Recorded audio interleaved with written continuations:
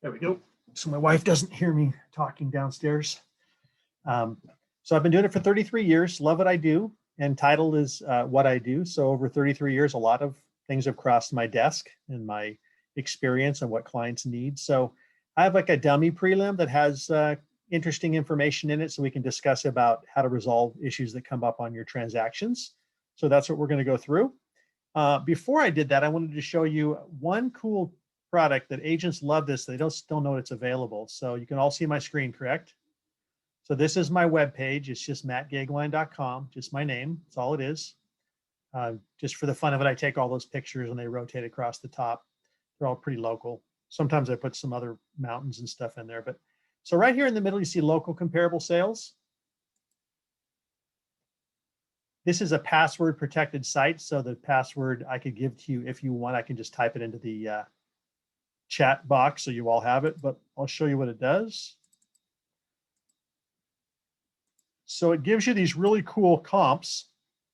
These are all the counties in California here, all these 7 counties here, even a couple of Arizona, but I can click on Los Angeles and see this trend report in the top right. Can you see that? You just want them to both be yellow. So I have Los Angeles yellow, trend report yellow, and then I can come here and choose Torrance in all these cities. It's every city in LA County. So I can find the T's for Torrance, and then all these zip codes I've broken down for you. So if I went to 90505, which is usually the highest price point in Torrance normally, it's going to give you this trend report, and this report starts in September in the top right-hand corner. See it there? And this is giving you a single family review of the MLS, a condo review of the MLS, and then a mixture of the two on the top. Shows you the median price, average price, all this for the month, right? But my favorite part is the bottom. So this bottom section, it'll tell you single family and condo separated. See it there? But what it's doing is it's comparing the year 2019 to 20, like apples to apples.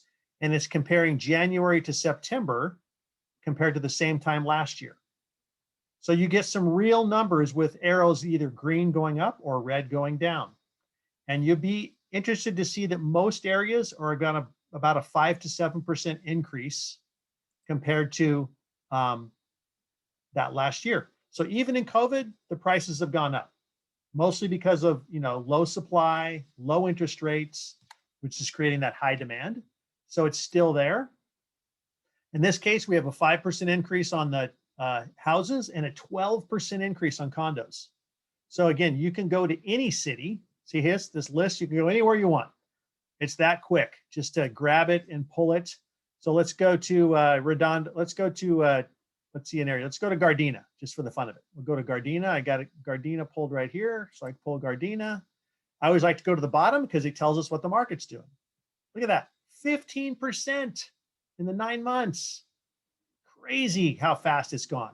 So it's a great way for you to, if you're going to work with the buyer and you're not familiar with the area, just grab this real quick in the city you're looking for, just to get the overview, right? Great overview. And then here's the single family and condo there, right there for you.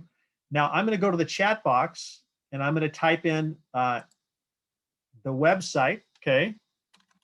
I'm just going to type it in right now. So bear with me as I put this in so you can, know where to go. And then you're going to go to local comparable sales. It's in the middle. And then you're going to type in, this is the password, username and password. Name, I'll put it in there as quickly as I can. The number 1 username. Can you all see that? I'm typing it in for you. Can you see it? You want to write that down so you get it right, because you'll forget, believe me, yes, you'll forget. Sorry, my fault, my fault. Let me take that back. I'm going to take it back. I did it wrong. The password is fidelity number 1. Fidelity number 1. So don't confuse that. The password is fidelity number 1, and the username, my fault. I'm trying to do this quick because the username is SoCal Comps. So username SoCal Comps. Write that down, and you can see that it's not capitalized. Notice that, no caps. And then the password does have a cap, fidelity, the number, #1. Okay. So once you do that, you're going to get to the site and you can pull any, like that quick. I just grab it like this. I can pull anywhere I want. Here's Carson. Go to the bottom. Look at those prices up.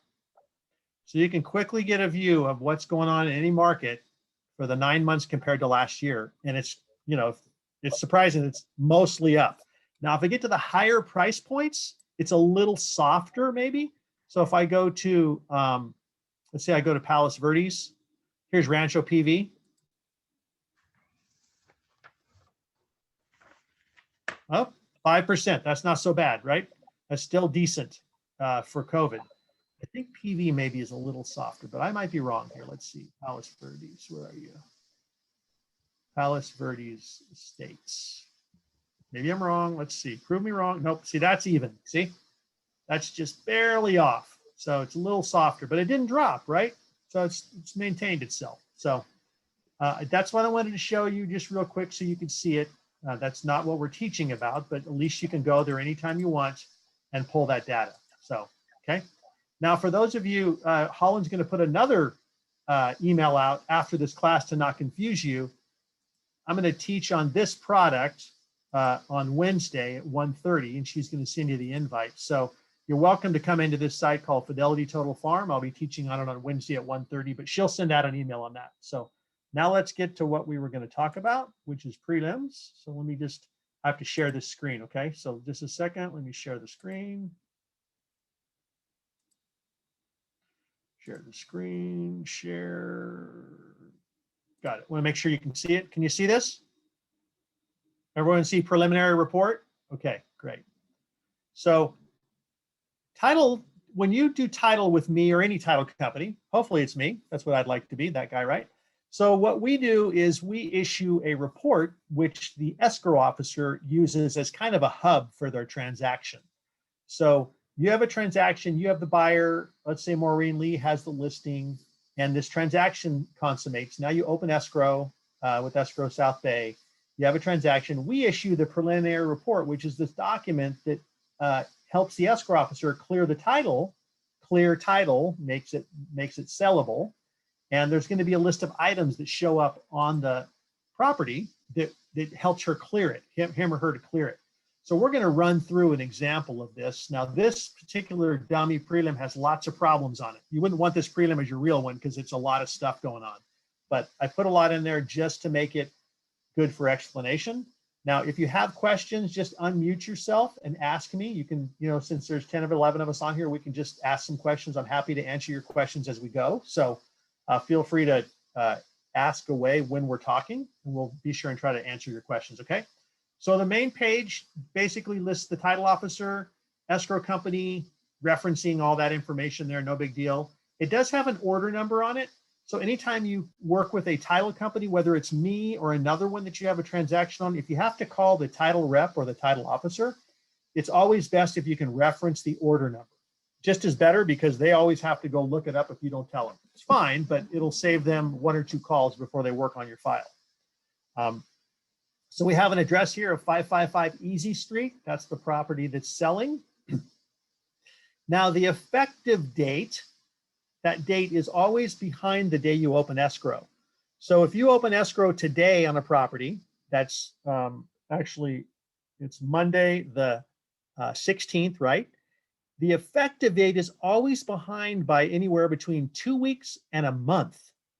And that's always based on how quickly the county recorder is posting the information. So until the county tax assessor posts it, no one sees it.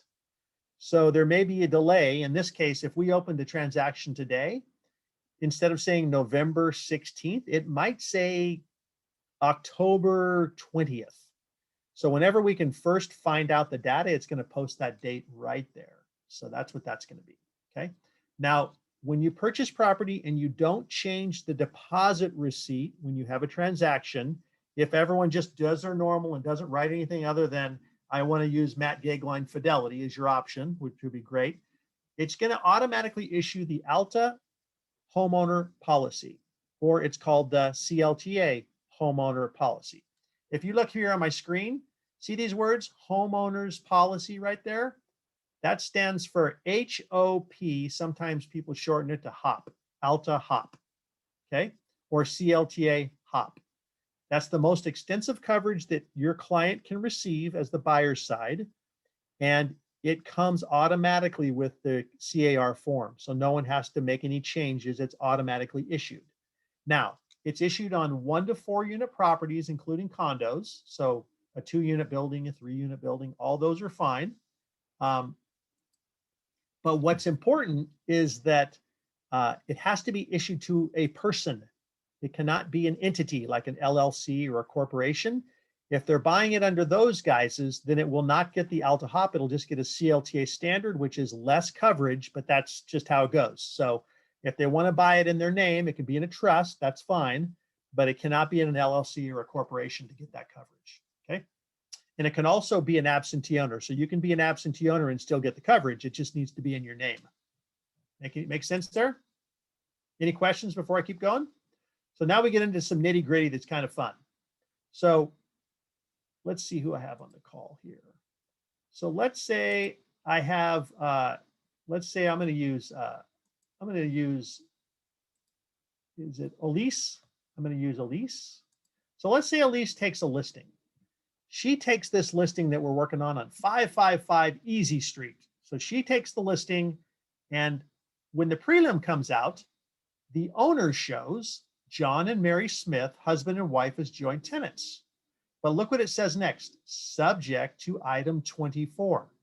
Now, what is item 24? Well, we'd have to go back and look at the prelim. Now, if we were in person, you'd all have a copy of this in your hand. It's a little easier for you to look through it yourself. But since we're on a screen, I'm going to quickly roll. So bear with me as I roll to the right page. Item 24, there's 23, see 24 right here? So remember, John and Mary Smith is what we posted as the prelim, right? But Elise took her listing from Bill and Barbara Collector. That's who she listed with, okay?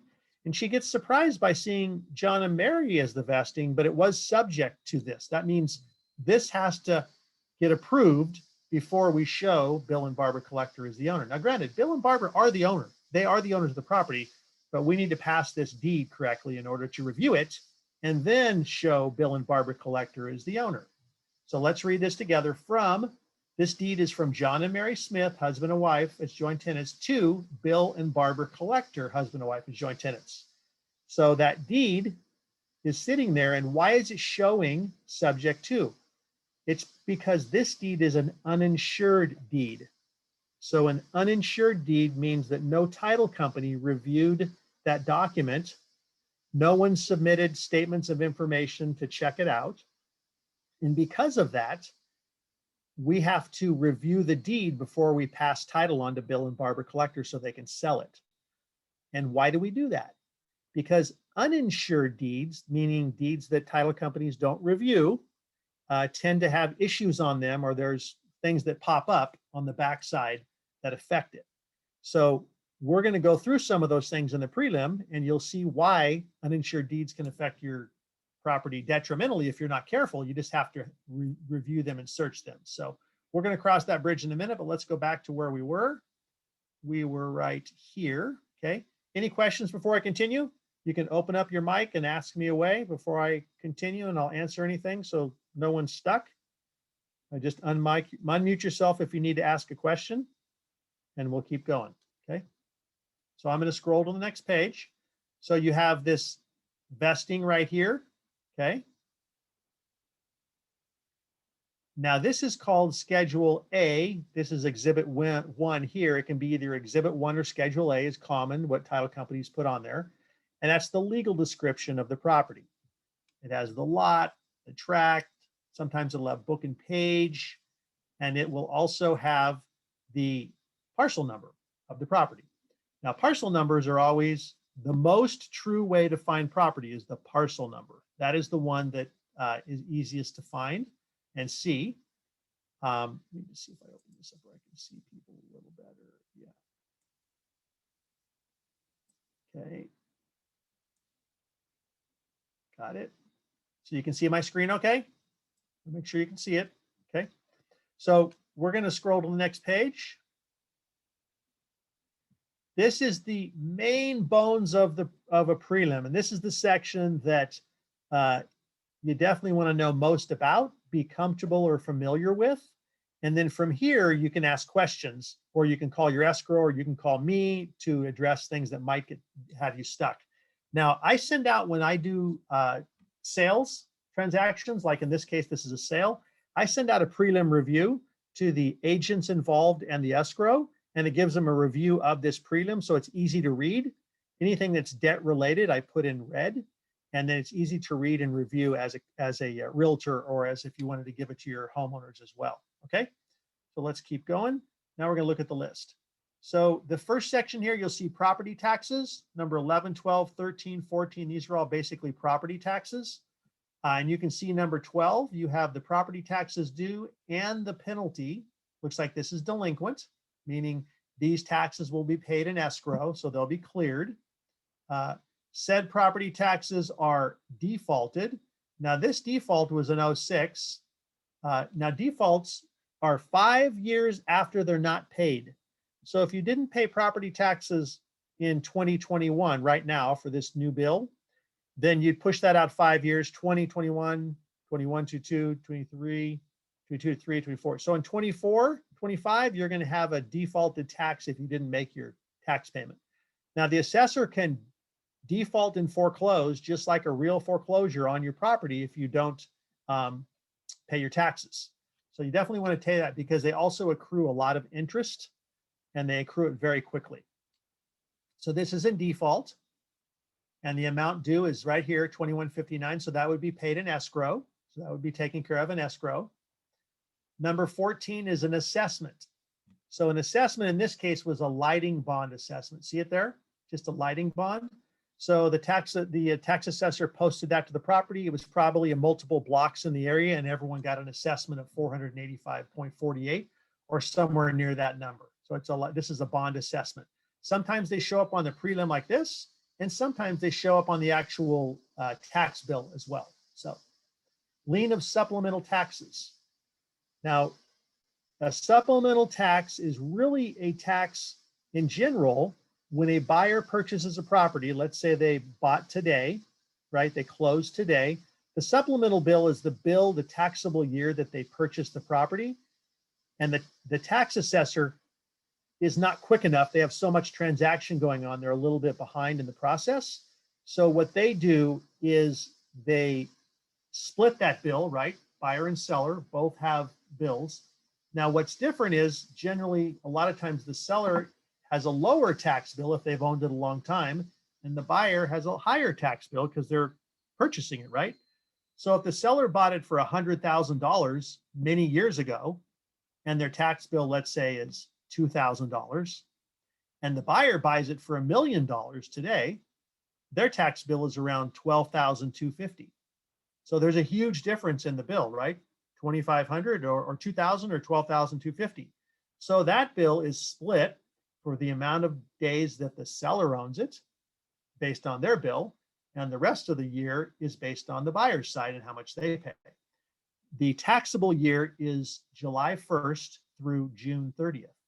It's not January 1st to December 31st. So it's July 1st through June 30th.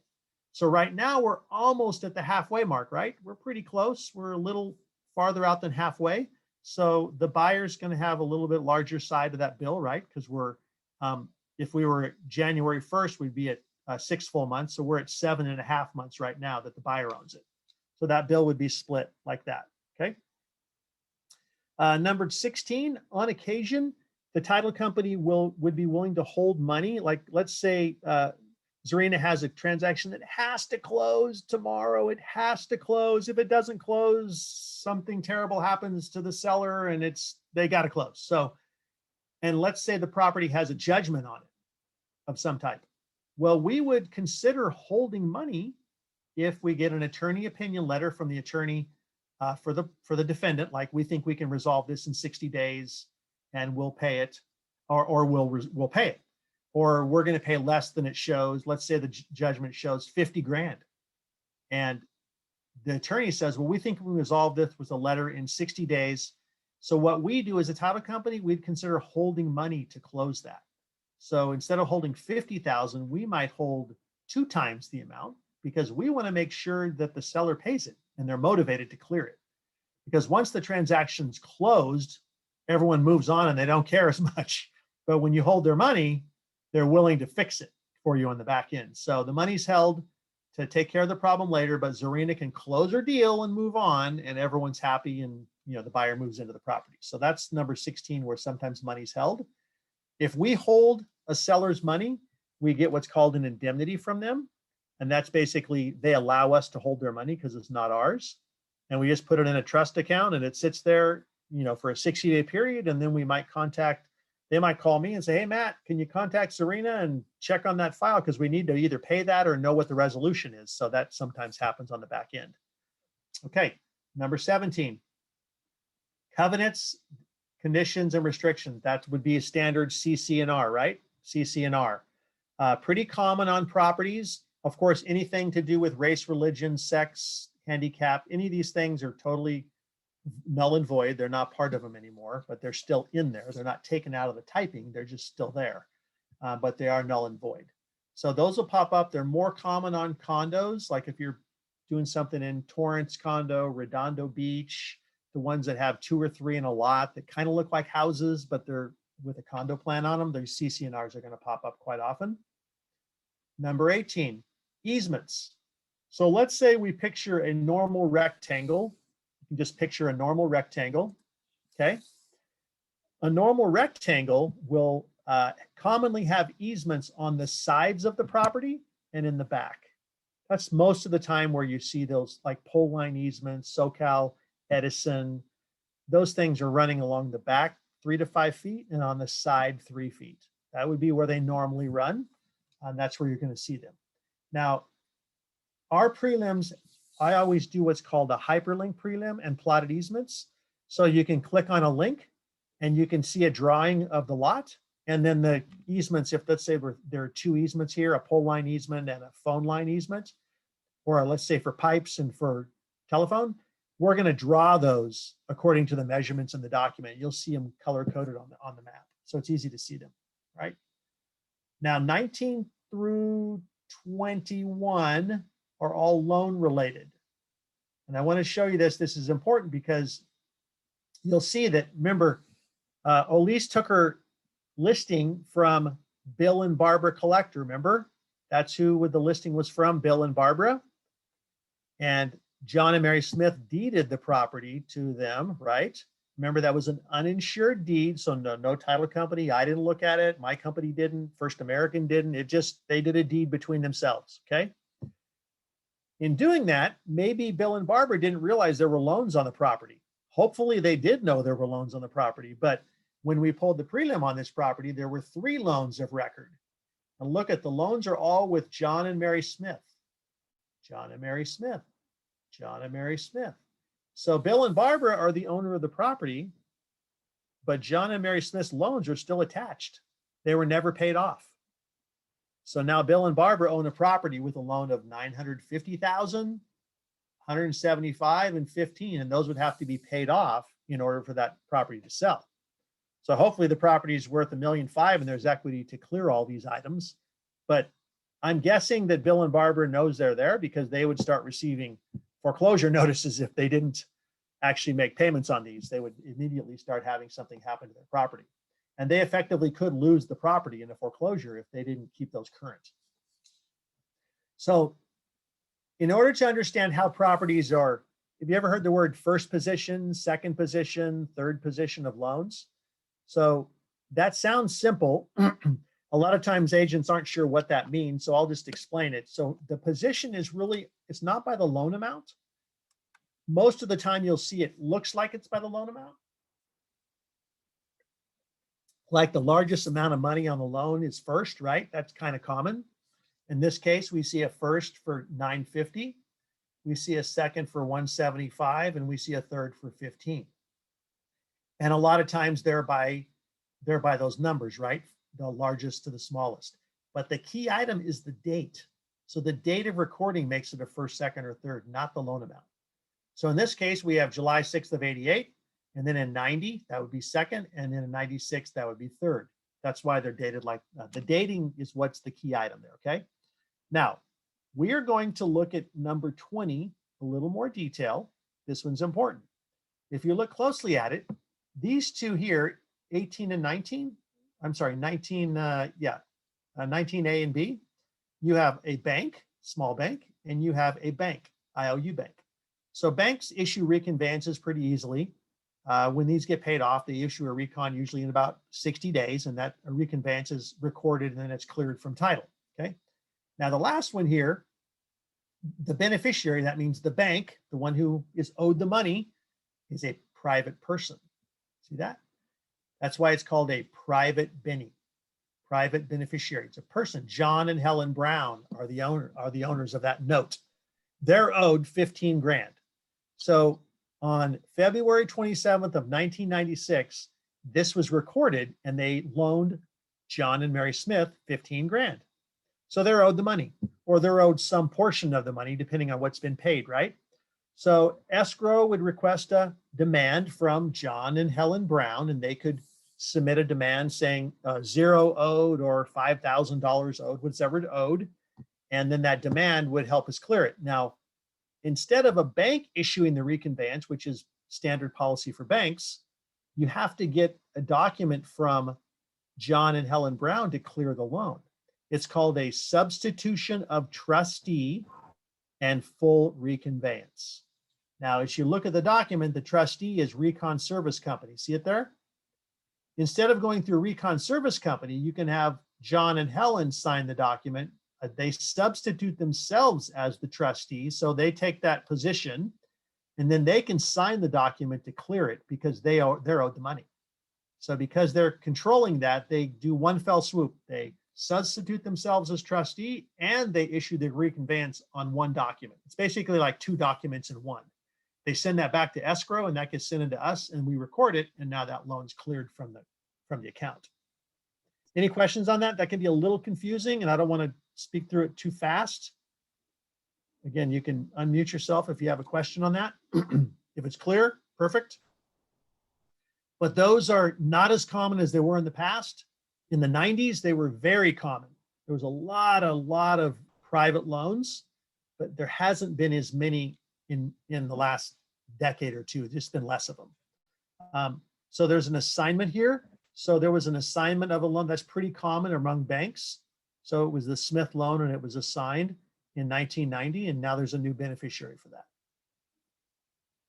Now this is where it gets a little down and dirty, and this is why when Elise took the listing with Bill and Barbara, and she maybe didn't know about a deed from John and Mary that took place, right? She didn't know.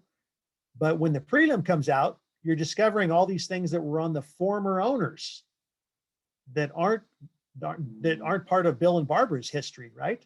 They're just on the former owner. In this case, see this number 22, you have an abstract of judgment. So someone went to court and got a judgment, and look who it's against. The debtor is John and Mary Smith, the former owner. So these things kind of stick to the property almost like a parasite. That's a good way to picture it. So once they latch on, it's hard to get them off. And once they're on, they stay.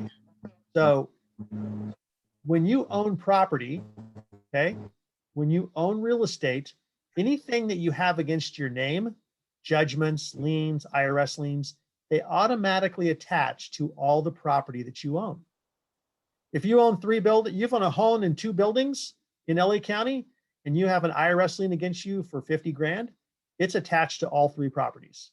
So any one of those 3, if you refinanced or you tried to sell it, it's going to pop up on the prelim and show as a lien. So then you're going to have to deal with it.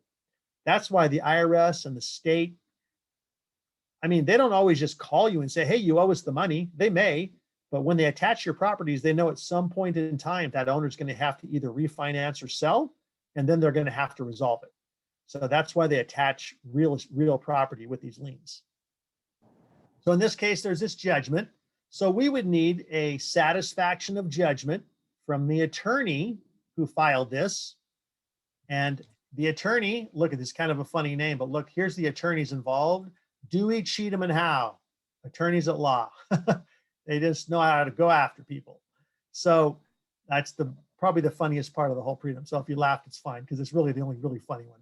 But Dewey, Cheatham, and Howe filed the lien, this judgment, and it looks like it was building materials as the creditor, and they were never paid. So that would need to be resolved. Okay. A tax lien. Now, if you look closely at this one, what type of tax lien is it? It's District Director of the Internal Revenue. So this is an IRS lien. So it's for $800. It's an IRS lien against John and Mary Smith. So when Bill and Barbara bought the property with that deed, they didn't know they were taking on all these extra issues that now they have to deal with if they're going to sell it. So they could go back to John and Mary and say, hey, John and Mary, you guys owe some money here. And they could say, pound sand, you forced us to sell that property to you, so we're not going to deal with that. Screw you, right? So that could happen. And now they have to deal with these items. Does someone have a question?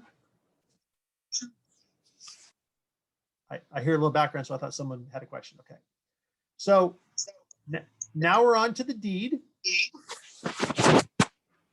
So now we have the deed that we talked about, and this would need affidavit of uninsured deed. An affidavit's just a big word for I promise, I'm telling you the truth. And then it's basically asking them, were you coerced to sign this document? Did someone force you to do it? And that's where they sign the document that they willfully signed it over to Bill and Barbara.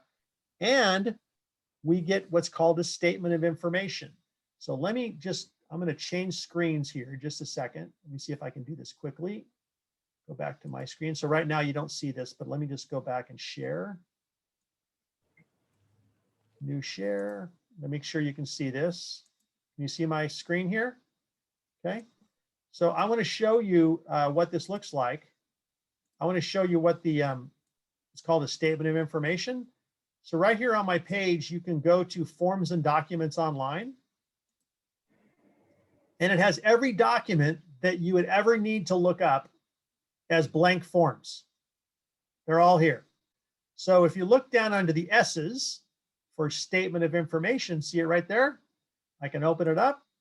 And this is the document that the escrow company sends out to the buyer and seller for them to fill out. This is a private document. We don't sell this information to anyone. We are held accountable to keep it private, and it never leaves our site. So no one can use it for marketing purposes.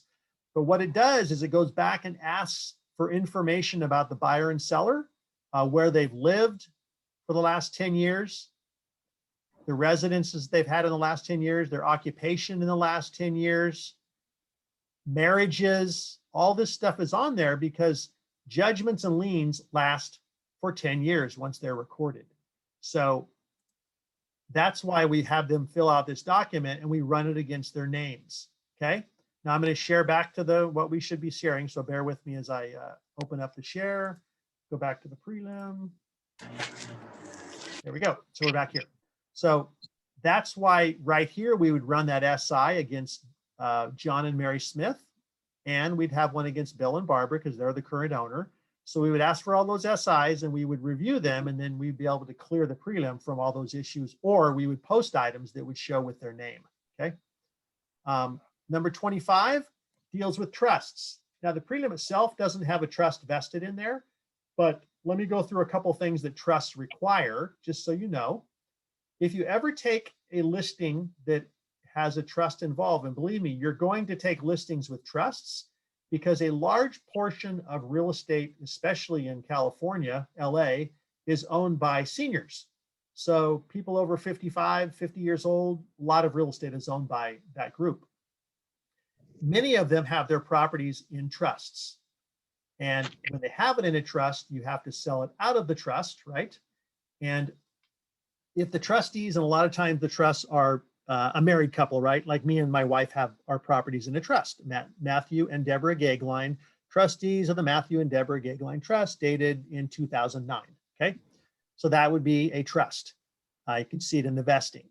Now, if both of the trustees are alive, meaning they're not deceased or incapacitated, then just a trust certification, see this right here, this trust certification is all we need if everyone's alive on that that first level.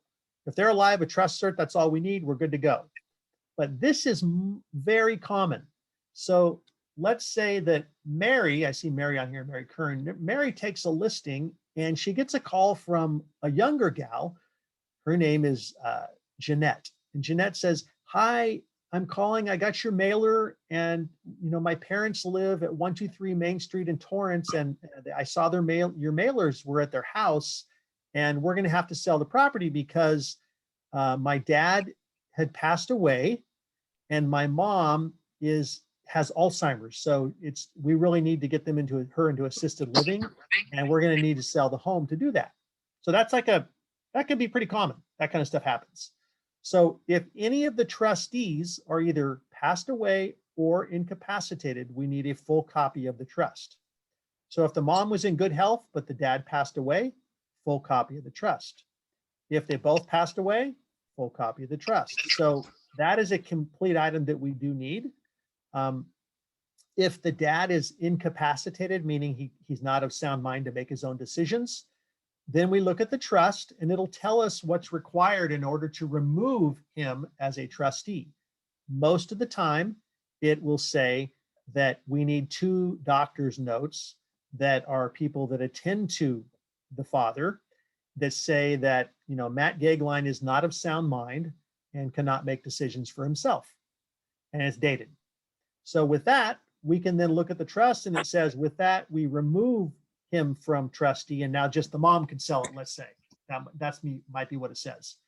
But if both mom and dad are deceased, the trust will tell us who's next in line to sell the property, and that's called the successor trustee. So Mary might be speaking to Jeanette, and she in fact is the successor trustee in the transaction. So then she would sign all the documents and do what she does to make that work. And you'd have a nice transaction with Jeanette helping you through the process, okay? So any questions on that? How that works?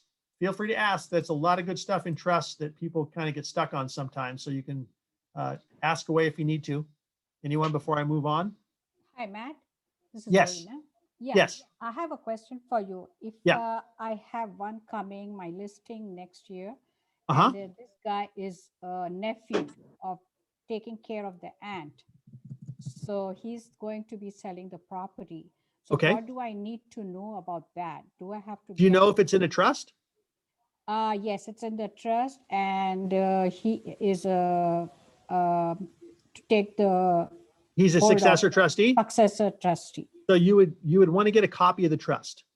Okay. Copy of the trust. Yes. And then and the aunt is not in that position to She's do the things. incapacitated. Incapacitated. Yeah. So a copy of the trust would be a start. You could email it to me if you wanted to do Okay. that. And we would Okay. look to see what it requires. The trust is going to require, like I said, probably 2 doctor's notes. That's normally Okay. what it says. Uh-huh. And then once you see what it says, then you can go back to the nephew and say, hey, nephew, if you could go back to the aunt's doctors and get 2 notes so we Okay. can remove her as the trustee. And then if the trust says that, nephew, you're the successor trustee, then he can sell it. But Okay. that's how you can Okay. kind of iron that out before you get into escrow. Okay. Thanks. Okay. So that's Yeah. how you would do that. It's a perfect Okay, example, sure. Serena. Okay. Perfect Thanks. example. Yep. Okay. So any other questions before I move on there? I have a question, Matt. Yes. The speaking? property that is in trust is just like a regular sale, or it takes long time to sell? So who asked the question? Radha. Rhoda. Okay. So trusts are part of the probate code. See it right here? It says trust certification pursuant to California probate code. So technically, a property held in a trust is technically part of the probate code, but a trust bypasses probate. So probate is a long process and costly to the seller. Okay. So if your property is held in a trust, like Zarina's is, then you're going to bypass the long process and you just can shorten it if you have the property in trust. All you need generally is a copy of the trust to submit to title, and then you're going to go through the processes of selling it. So it's like a normal sale. If it's in a trust, there's no extra time limits there if it's in a trust. If it were just a probate, then you are going to have a long time frame of, we're talking 9 months to a year to sell that property on the other end. But how do we know whether it is probate? Because some So of that's the a great property, question. You know, by looking at the vesting on the transaction, the vesting meaning how the listing. Let's go back here. I'm going to scroll real fast, so forgive me for going back, but we're going to go back here. I'll show you where this is. These are good questions. See right here where it says title said to be in the estate of, in this case, John and Mary Smith, joint tenants, right? But remember, Elise took the listing as Bill and Barbara, remember? So Bill Yeah. and Barbara, if they're alive, then there's no problem. There's no problem. But if Bill and Barbara suddenly got in a car accident, right? And they're both deceased, but they were the owners, now that property has to go to a probate.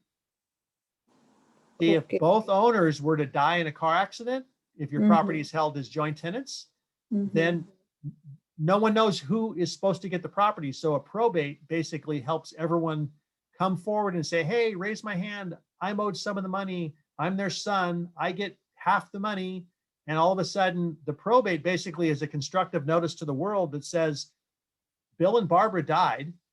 Who is supposed to get this money? That's what the courts decide by going through probate.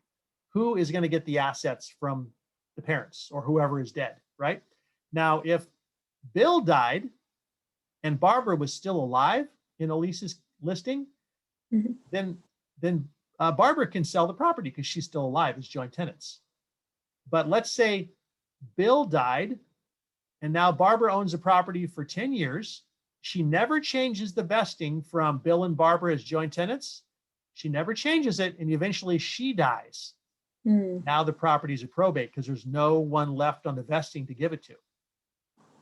What if the parents are alive? They put the property in trust of children. Perfect. So if they put the in that property in the case- trust, then you bypass the long process of 1 year probate. So a trust bypasses the long probate process and the cost. Now, But probate, parents have to be alive to bypass this time.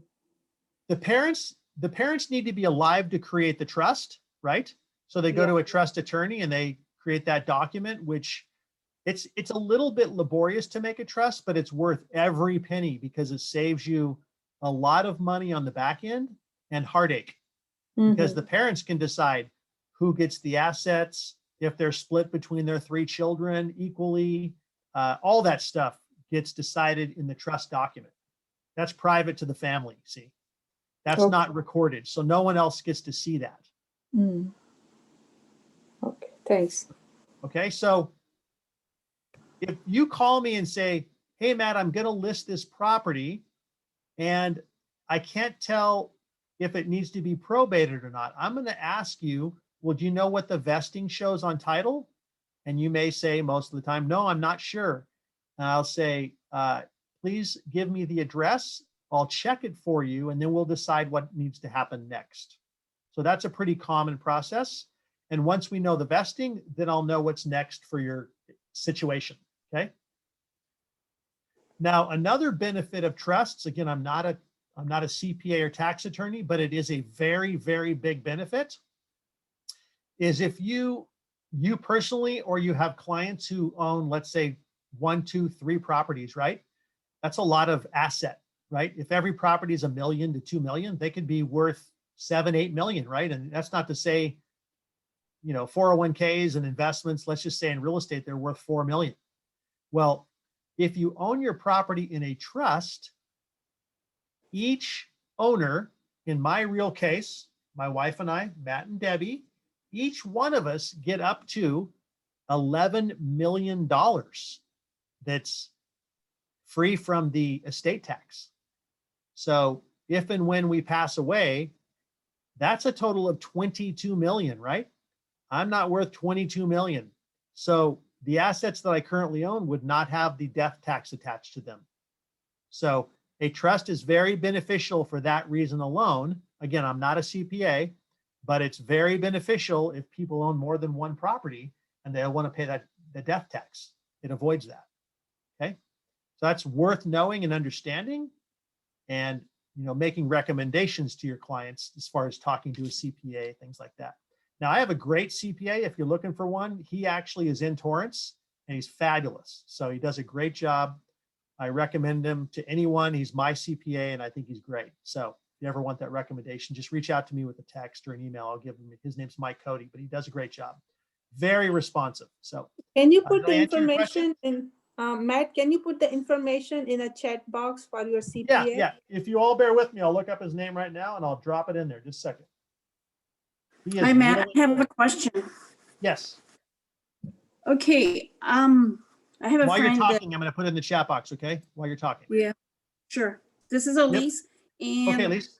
question, I have a friend that the mother wants to sell the house, but the brother lives with the mother in the back house, and my friend is the daughter. Okay, so the three of them are in the title, of course, the mother and she and the brother, but the mother wants to sell it, but the brother doesn't want to. He doesn't want to sell it. He doesn't want to move out because they have told him he have to move out, but he Now, doesn't want. you're saying he's on title? Yes. Okay. And the mother now, unfortunately, has a slight Alzheimer.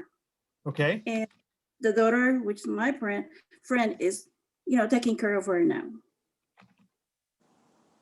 So you're asking me what you should do? Yes. Yeah, so first of all, I would say if you were to give me the address, I would check vesting because it's always important to see how title is held before you can make the right decision. Okay. So Okay. that is always the key item because, depending on how title is held, it's going to affect what's next. It just right. is. It's just how it works. So I'm just there. Hopefully you can see that I put in Mike Cody CPA with his phone number. It's right in Yes, Torrance on Hawthorne Boulevard. Mhm. He's up towards PV, like go up the hill just before it starts to turn into Rancho PV. He's right there on the left. That's his number, though. You can call him. Let me put his email in there too. Okay, it's easy just to touch that big LIEBCODY.com. Make sure I get it right. Mike at Lieb Cody. Yep, there's his email too. Okay, Mike at liebcody.com. So Elise, did I answer your question? I couldn't answer it perfectly because I don't know how title is held. But Uh-huh. if let's say the three of them are on title as joint tenants. Yes. Well, the daughter doesn't live with them. But she's on title or no? Yes. So if they're all on title, they all have to sign.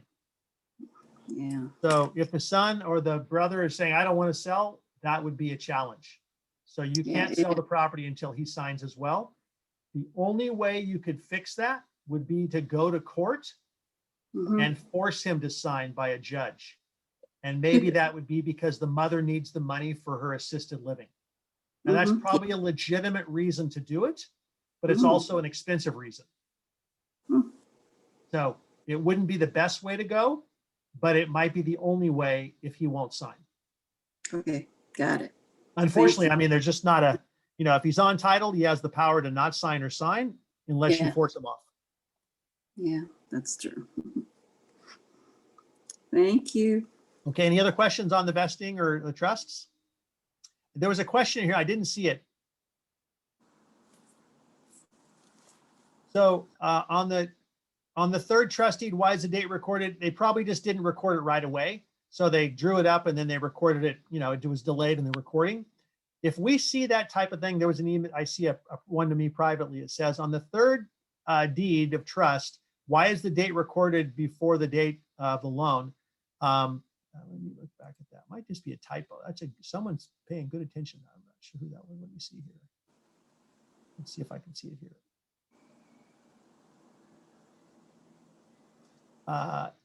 So it's just one day there. See, just one day apart. So it's actually correct, I think. Let's see if this is the one. Let's see. 96 and 90. Oh yeah, that's a typo. So see that it really was 27, 28. This should be a 90. In all my time, I've never caught that. Whoever caught that just now is very astute. So this should be 90, not 96. That would be incorrect. So that 90 should be right there because you can see the recording date is 90. So that's a typo right there. It should be 90. Okay. Any other questions before I move on? We did trusts. We did probate. You don't want to go into probate ideally. You really don't because they take a long time. They're going to slow your deals down. Now, I had 2 transactions and the third one that just came up. Let me show you this. See this deed of trust right here? This is the private loan. Okay. See that the beneficiary is John and Helen Brown, husband and wife as joint tenants? I have had 2 transactions where there's a private loan to pay off in the real escrow, and John and Helen Brown are both deceased. So what happens? Well, that small interest of $15,000 has to be probated, and you don't get to close your deal on time because we can't hold money for a year. We're not able to hold the money because we don't know who gets the money. We don't know who it's distributed to. So in both cases, the probated interest of the beneficiary, the probated interest of these dead people, their interest is 15 grand, had to be probated. And it took, in those times, it took about 7 months before it closed. And finally, the money was decided in the courts. We got the right documentation to make the payoff, and the deal's closed. But the buyer stuck around for a long time. So you don't want that ending. That's not a good ending.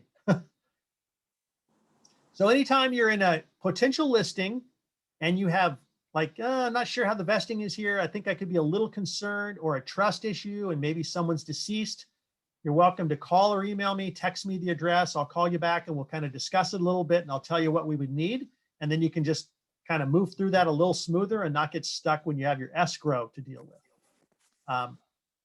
Any questions? We're almost done. And I'm going to, I can take you to another site for a quick review if you want me to, but any questions before I move on? Let's see, there's 2 more chats. Let me see what I got here. If there's something I'm missing. Oh, someone asked that Simon's starting a class at 10:55. So that was from Holland. So I'm going to sign off, respect the time. And again, she's going to send out an invite to my next class, which will be really good on Fidelity Total Farm. So please just hop on that call at, it's 10 o'clock. I'm sorry, 1:30 on Wednesday, but you'll get an email from Holland. Okay. Thanks everyone for the class, and go hop on Simon's. Bye-bye. Thank you Thank so you, much. Matt. Okay. Bye-bye.